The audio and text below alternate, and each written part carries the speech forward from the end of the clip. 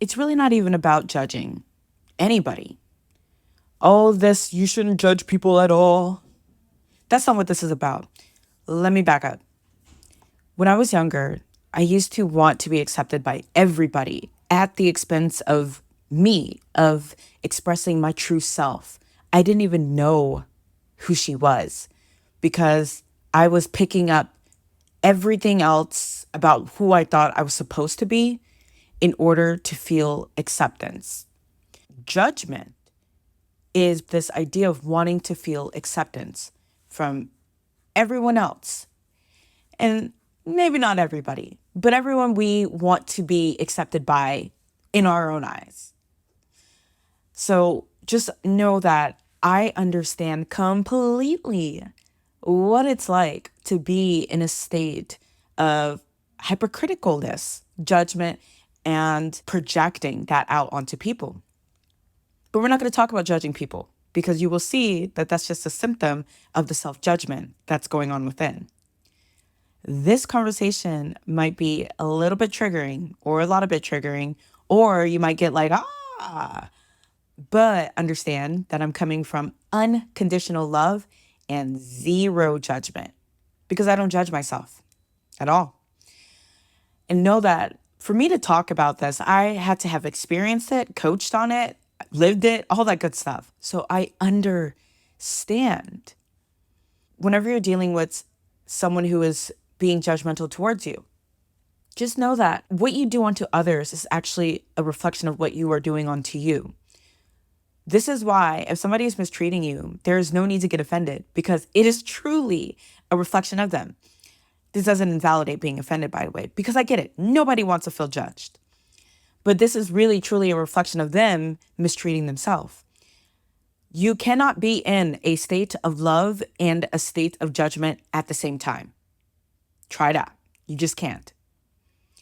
And that's what we're going to talk about is judgment, self-denial, and why it happens.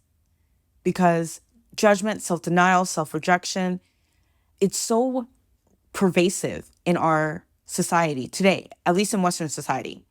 So we got to talk about that. Because why do we hold ourselves to a weird standard? And then it projects out into our reality through the means of judging other people or creating dis-ease.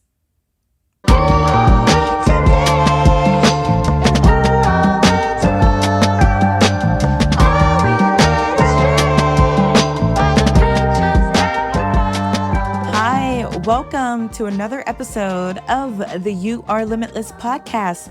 I'm your host, Madam Chiko, Chiko Nowicki, all the things Chiko, coming to you from the holistic wellness space as a spiritual transformational life coach. And I thank you for joining me here on another episode on YALL. And of course, if you're just now tuning in, I'm so glad to have you with me on my journey on the show and having me a part of your journey. And you are always welcomed and loved unconditionally here. This is my way of bringing psychology, metaphysical concepts, universal law, we can even throw in quantum physics, as well as my own story of extreme limitations due to abuse, drug abuse, and being a justice impacted individual, meaning I've been to jail, into the light so that we can learn to let go of what doesn't serve us and start to incorporate more of what's part of our truth. So I'm always excited about getting into our vortex, raising our vibration, and discovering more of who we truly are by letting go of those limiting, yucky, negative beliefs that keep us from that truth. Now, I've talked about self-compassion and judgment in episode, I believe it's 2. So it's a really good episode to go back to if you want to listen to that, because I do have some really awesome practices in there. It's super awesome. So go back into that about self-compassion. But here, we're going to dive a little bit deeper into why we hold so much judgment on ourselves, because it's so pervasive. And also what judgment means in terms of denial, the self-denial, the self-rejection, which in turn gets projected out onto everyone else. How we think they should be, how we think they should treat us. And if they don't treat us or be in a way that we think that they should be, then we experience some level of backlash, whether it's just internally. this works both ways in terms of how we think we should be in order to shield ourselves from any perceived judgment. So just know that any type of judgment, it's truly a reflection of where you're at or whoever's doing the judging every single time, whether it's positive judgments or negative judgments. We're talking predominantly about negative judgments because I don't think that we look at judgment as positive, essentially. When we think of something in terms of projecting a positive outlook on it, we just call it love. We just call it love. But if this conversation is triggering, just know that I'm coming to you with so much love.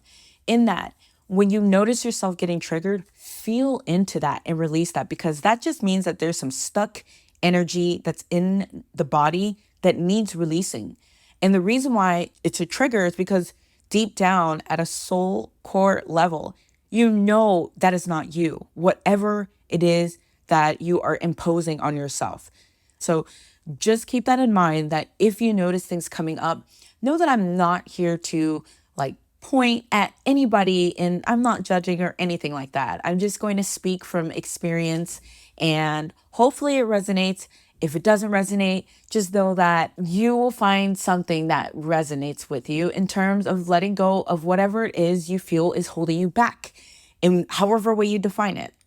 We're going to talk about one, the self-judgment, what that looks like, why it exists, how we project it onto our reality, and then how it manifests in all the different ways. So there's going to be a lot of really potent examples as we dive into this topic of self-judgment. First, when I talk about ego, or in this episode, we're going to talk about the inner critic, which I'm going to use the inner critic and ego interchangeably. But also, when I talk about, and I've said this before, the little me, that is the ego, okay? And we can also throw in that to be the inner critic, because the inner critic is who's judging you. It's the ego that wants to grasp onto anything that it feels it needs in order to be relevant and accepted. And when you're not conscious of it, my goodness, it just manifests in all kinds of negative behaviors, negative perceptions, negative sense of self. And then you will project that onto everybody else. So where does this come from? Like, why is it that we see things through the lens of self-judgment, of the inner critic? Well, a few things. Okay, if we want to go back thousands of years, in order to feel accepted or not be kicked out of a group, it was really important that we conformed. Conformity is what creates the inner critic, because if you step out of what is considered the norm, then there was a risk, at least in its mind, of not surviving. Okay, now let's fast forward into 21st century, 20th century, because this is all generational, or most of it is generational. Okay, maybe you had very loving caregivers who did not judge you and was very unconditional. However, just growing up in a society where judgment is so pervasive, you experienced judgment in school. Maybe you got laughed at because of your clothes, maybe because you didn't listen to the same music. I experienced this, I think it was like 8th grade, and I was listening to a band. Like, I have a wide array of music tastes, by the way, but I started off as a little emo kid. It's so funny. And one of the bands that I listened to was My Chemical Romance. Freaking love them, okay? Because they spoke to the despair of my soul. Very emo. Oh, I'm so excited to think of like little Chico. With that said, there are a lot of people who made fun of me and called me a poser or something along those lines because they didn't like My Chemical Romance. Well, I stopped professing that I liked My Chemical Romance so that I could fit in. And the idea of wanting to fit in probably gave off that energy of being a poser because it wasn't me. We can have so much compassion for ourselves because we can recognize where the inner critic started to develop, probably at a very young age, whether we had parents who had expectations of us that were just ridiculous, or not even ridiculous. It's just having expectations of how you want your kid to be and then going against the grain of how they actually are can put a lot of strain on everybody involved, but especially on the kid. So you probably were expected to succeed. Maybe you were an athlete and your parents wanted D1 babies. And so you had to strive and struggle in terms of how you showed up athletically. Maybe you were a scholar as a child, always making straight A's. But in turn, because you made straight A's, you made your parents happy, but maybe you were lacking in friends. So you were willing to sacrifice the grades in order to have friends. You developed an inner critic. Could be, for instance, whether you were a scholar or not, but let's say you didn't make good grades. Then you could label yourself as, I'm stupid, I'm an idiot, or I'm no good at math, which I experienced that one. I'm no good at math. Turns out I'm great at math. Okay. But I didn't think that. So my grades reflected that. Thoughts become things, or rather, beliefs become things. So let's just say that with the grades, you started to label yourself as one of the dumb kids or the trouble kid. All these labels can transform how we think about ourselves and how we think other people are thinking about us. And so then you develop this harsh critic that if there is no pattern to interrupt, if there's no one there to say, hey, you're being hard on yourself, take it easy, then you'll just keep on evolving that inner critic. You'll keep on evolving that self-judgment. And of course, the ego is, man, the ego's, it's a wild one. It'll latch on to good things and bad things. It doesn't matter because it gives it something. It's better than nothing. And it's all irrational.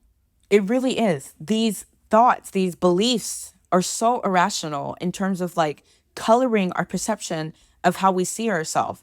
Now, because we see ourselves in this distorted perception of these judgments, okay, maybe we're judging ourselves because our hair isn't straight. Maybe we're judging ourselves because we have a little bit more fat than the next person. Maybe we're judging ourselves because we feel like we're not talented, or because we went to college, or because we didn't go to college, because we work for somebody, or because we're struggling to get our business off the, I don't know. There's so many reasons why we can judge ourselves when at the same time, these same reasons, everything I listed, when you look at it from a compassionate or neutral point of view, it's all a journey. It's all a growing experience. It's all something that we can show compassion and love for because it's teaching us something. Okay, it's turning the triggers into teachers. But when we are telling ourselves these negative things on repeat, okay, that becomes the reality that we will experience. Now, because we think that reality is physical, that it is hardwired, there's nothing we can do about it, that is exactly how we will see ourselves. That is exactly how we will see other people. And that is how we will treat ourselves. And that is how we will treat other people. There's a one girl who, she was one of my employees back whenever I was working for somebody. Loved the job, loved the people, even her. But she was a very broken child in that she had these warped views about herself. Now, there's nothing wrong with wearing makeup. There's nothing wrong with getting your nails done. Nothing. Okay. Love it. Love to do it. Sometimes I'd rather spend money on gym memberships over nails, but whatever. That's just my thing. No judgment there. However, with her, she would never leave the house without makeup on. Caked, contoured up the ass. She would never have her nails not done. Lashes had to be done all the time. Never have I seen her without lashes. Again, nothing wrong with that. If you're coming from a place of acceptance and love for the self, no matter what, because it is not about the way you look. And actually, sometimes I think that whenever we do have such a hyper focus on appearance at the expense of ourselves, I mean, you're compensating for something. Just saying, okay, I love looking good too. But I think I look good no matter what. So it's so funny. When I wake up in the morning, I'm just like, damn, Chico, look at the crest on your eyes and you're so beautiful.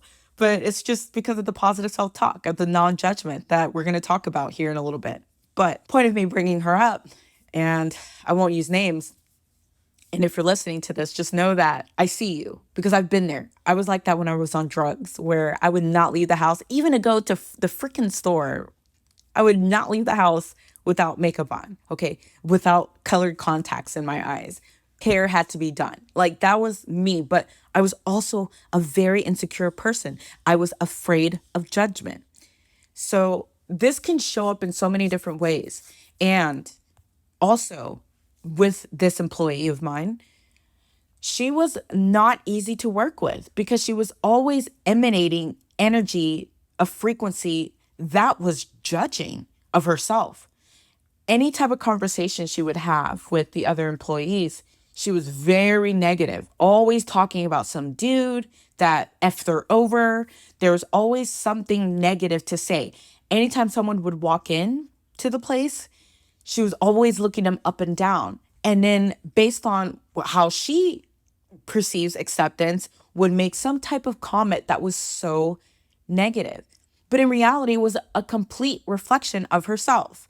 Whenever I would have mini coaching sessions with her, I would notice exactly what was going on with these unrealistic expectations of herself.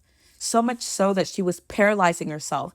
And it actually showed up in the form of mental health disorders that she had, and also physical health, to where she had to have at least one day off a week to go see a doctor for a disorder or a disease that they didn't even know what was going on, because it was a disease of the mind, in my opinion. I believe wholeheartedly that most diseases, unless it's genetic, but most diseases stem from disease of the mind, beliefs, thoughts, etc.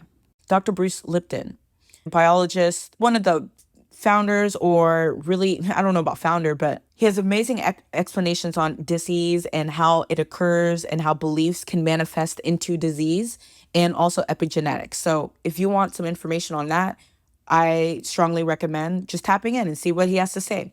All over YouTube has a book called The Biology of Beliefs. So back to what I was saying, but I truly believe that she was telling me about what was going on health-wise. And I was like, when did it start? No, I'm not a medical physician or anything like that. I'm going to law school. I'm a law student. But I was curious because in my coaching, I can notice correlations between emotional distress, mental distress, spiritual depletion, and when my clients are experiencing a physical symptom in the body. So she was telling me how it started about a year or so ago from that time with a relationship that she had ended, and how he had a lot of control over her, and that wouldn't let her go out and see friends, wouldn't let her do anything. He didn't like it whenever she wore makeup, all these things. And she attracted the same type of energy she puts out, honestly. So he was a really powerful reflection for her. But that's whenever this problem that she started having started to occur. Doctors still have no idea what it is. Of course, I recommended going more holistic approaches. Don't stop going to the doctor, but also like, let's start in terms of like at least decreasing the inflammatory elements that's going on with maybe herbal teas or anything holistic, essential oils, all that good stuff. Delicious. Highly recommend. But it is truly a reflection of the negative state that she is in. All of the judgment, all of the self-pity, the loathing, because there's a lot of loathing. She grew up like this. Her mother's like this. They put a lot of expectations on her to show up a certain way. She had these weird expectations about how men should be towards her, how she shouldn't have to work in order to, if she's with a guy. And by all means, I'm not anti anything. Like, do as you will with your own beliefs, no judgment. But that was her beliefs, and they weren't healthy or conducive to her attracting what it is that she said she wanted, because she had all this negativity built up into the body, into the emotions, all these blockages, blocking her chakra system, blocking her in the form of disease. Now, she was totally cruel, okay? Because she would shit talk. She was a shit talker, gossiper. And I never really had to experience this type of energy until I had to experience her. It was the weirdest thing I've ever experienced, because in my opinion, I would classify her as one of the dark triad traits, okay? And if you know what that is, you know what it is. This is just me being objective. But she exhibited part of the, you know what, I might as well just say it. Either psychopathy, narcissism, or sociopathic traits. I do not believe that sociopaths, psychopaths, narcissists are born. They're not born. That is a learned thing that happens through trauma. There's a lack of acceptance of the self. that creates these mental disorders. There's a lack of acceptance of reality. This is why I had to learn to not take it personal, because I knew it wasn't me. All the gossiping that she would do about management and me, I knew that it wasn't me, because I didn't receive the same response when it came to all other aspects of my life. So it was truly a reflection of how she was hurting on the inside. This is why I said it earlier. You can't take it personal whenever someone is being so hypocritical towards you. Completely. It's a defense mechanism because you're trying to feel safe. And that is a way that we try to control our reality. If we feel that we are fitting into a box of acceptance, then we can ensure, at least the ego thinks this anyways, we can ensure survival. We can ensure that we won't get kicked out of the group, the clan, that we will be accepted and loved. But really, that's a false sense of security every time. What you do unto other is truly what you're doing unto yourself. Have you noticed I haven't talked about how you shouldn't judge another person? No, because it starts with you. It starts with me. This is why I say I don't judge myself. I just don't. This is why I don't judge anybody else. Also, it's kind of weird to have a coach be judgmental. And I've experienced coaches like that. So let me just put that out there. It's very strange because you want a coach that's unconditionally loving. You want a coach that's unconditionally supportive. And you want a coach that is unconditionally non-judgmental. Nevertheless, it's all from within. It is a sense of disconnection. It is a sense of disempowerment. It is a sense of not feeling like your true being will be accepted when the truest version of you is love. It's all that there is. When we put all these conditions on ourselves, on our reality, on other people as well to show up in the ways that we think we need them to show up, we are in disharmony. We're dysregulating ourselves. We're dysregulating the people around us. We're also in disharmony with the people around us. We're in disharmony with ourselves. So how do we get the negative voice to shut up? How do we get it to just hush up? Well, recognition is the number one thing, because when you start to recognize even just the slightest thing of, oh, you idiot, that right there is a judgment. You will notice if you talk just even a little bit negative to yourself, there is an underlying belief of truth to what you're saying. So you may not think that, oh, you idiot is a serious thing, but in actuality, somewhere along the lines, you believe that you're being an idiot for something. That is a judgment. Therefore, if you see anybody else doing the same thing, guess what you're going to say? Oh, they're an idiot. What if they're doing something that actually works for them? You have no idea what it's like to be in anyone's shoes. Just because you don't agree with it doesn't mean that you have to invalidate it. So when you start to recognize your own thoughts, one, and disidentify with your thoughts, start to realize that you are not your thoughts. You're not the ego. You're none of that. You are you, and you can work with your ego. You can tell it to simmer down, little one. You can work with it and tell it like, we don't need this programming, because these programmings are so outdated. They're not needed. Actually, they were never needed. But the way that we've been conditioned has made us think that we need these type of thinkings in order to stay on task, right? In order to feel accepted, in order to get the things that we want in life.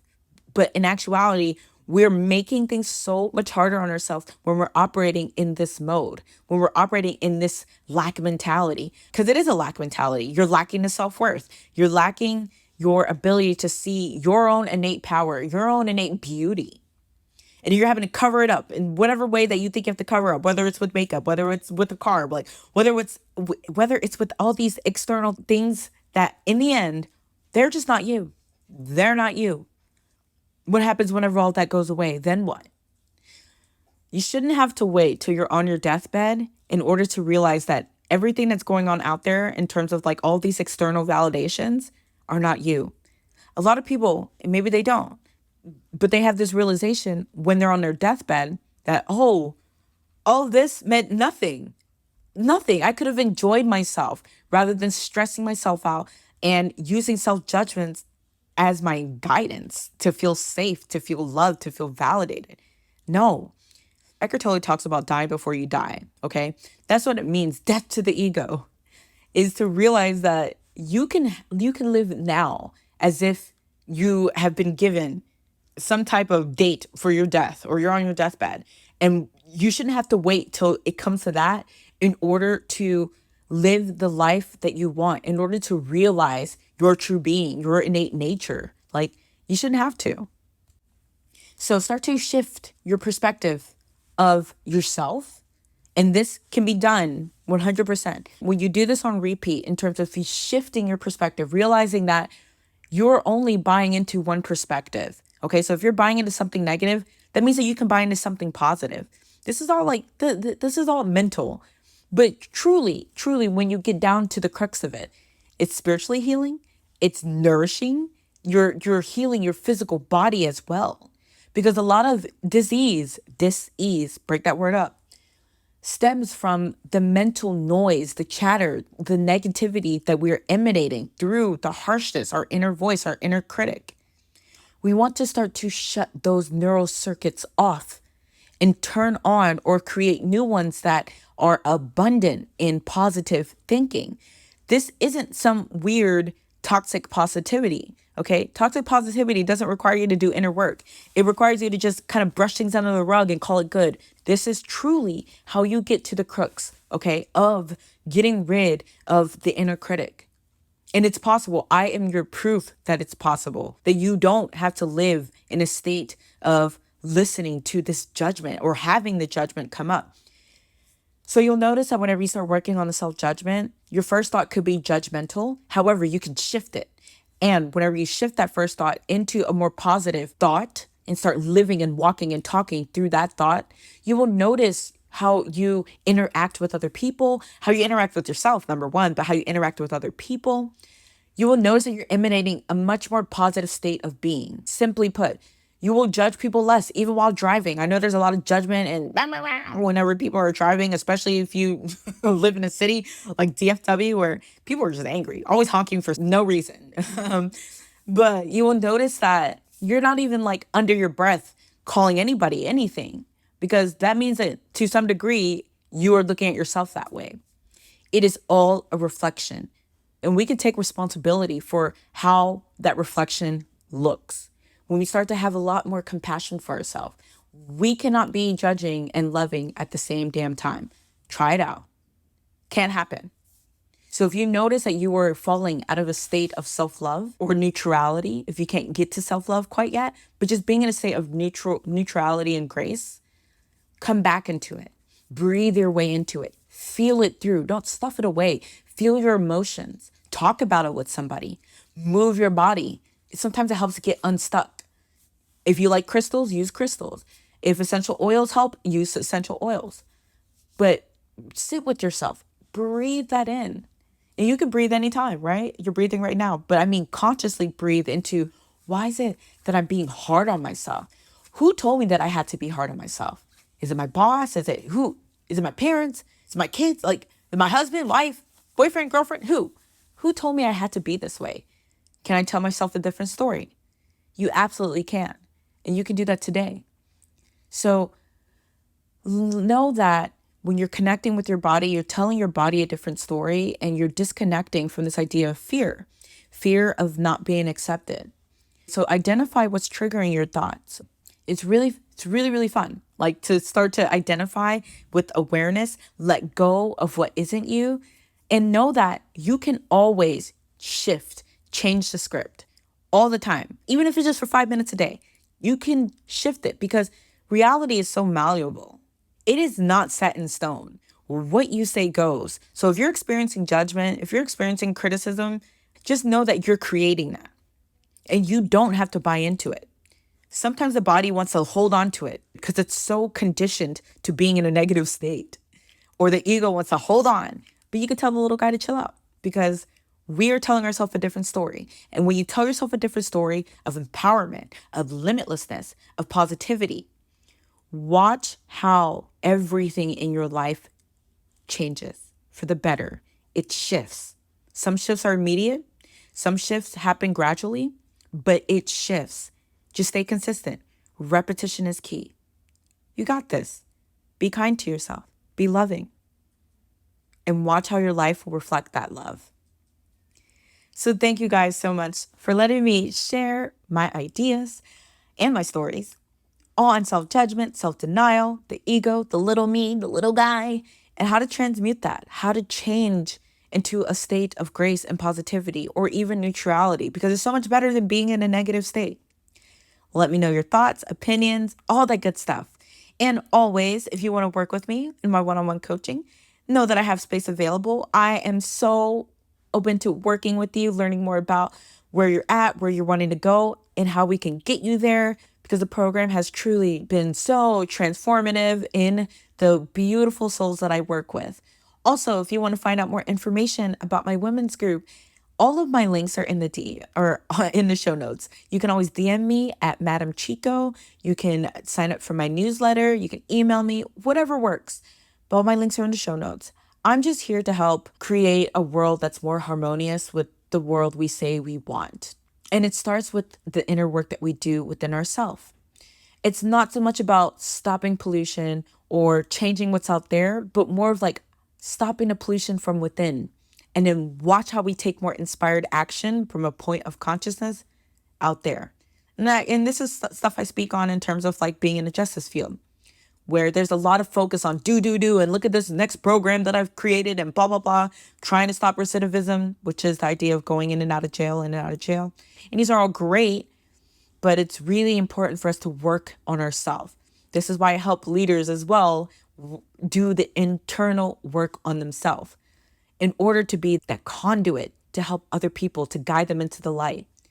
That's what I'm here to do as a being first, but as a healer, as a coach, as a law student, future lawyer here and now, so lawyer. And that's what this is all about, is tapping into our limitless potential, because we truly are limitless. And I am more than happy to help you see that. So guess what? I will see you guys next week on You Are Limitless. And thank you so much. Don't forget to like and share. Oh, I love it whenever you guys share, love, subscribe, all that good stuff, because it helps more people find such positive, inspiring information, so that we have more or less hurting people. See y'all next time. And I'm so grateful for you.